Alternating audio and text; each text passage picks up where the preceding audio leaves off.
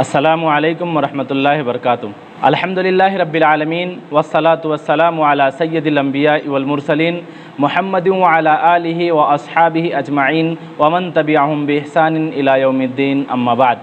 قال النبی صلی اللہ علیہ وسلم من وجد سعة فلم یضحی فلا یقربن مصلانا۔ محترم ناظرین کرام، قربانی کا دن بڑی تیزی کے ساتھ قریب آ رہا ہے۔ اللہ کے وہ بندے جنہیں اللہ رب العالمین نے مال اور دولت اور استطاعت دے رکھی ہے، اپنی طاقت اور اپنی قوت کے مطابق اللہ رب العالمین کے راستے میں جانور قربان کرنے کے لیے جانور کی خریداری کر رہے ہیں۔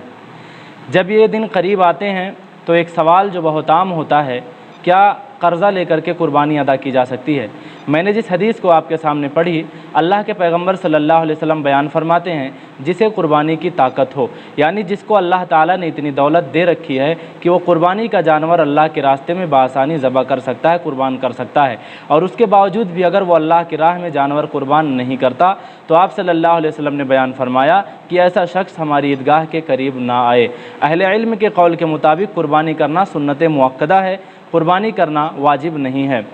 اب سوال یہ پیدا ہوتا ہے کہ کیا کوئی شخص جو اللہ کی راہ میں جانور قربان کرنا چاہتا ہے لیکن فی الوقت اس کے پاس اتنا پیسہ نہیں ہے کہ وہ جانور کی خریداری کر سکے، تو کیا وہ قرضہ لے کر کے اللہ رب العالمین کے بارگاہ میں اللہ کی راہ میں جانور قربان کر سکتا ہے؟ تو جی ہاں، علامہ امام ابن تیمیہ رحمۃ اللہ علیہ بیان فرماتے ہیں اپنی کتاب مجموع الفتاوی کے اندر رقم طرز ہیں، وہ کہتے ہیں کہ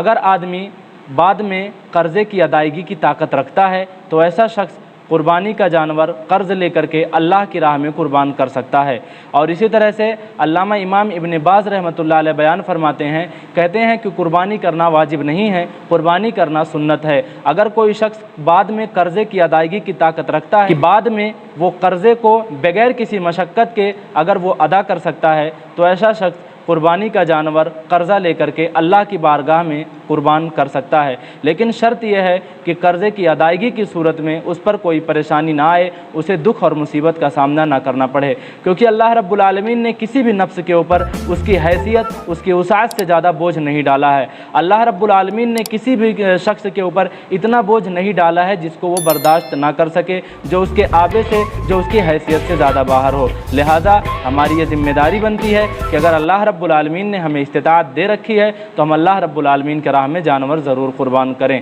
اللہ رب العالمین ہم سب کو اور تمام مسلمانوں کو اس بات کی توفیق دے، آمین۔ تقبل یا رب العالمین۔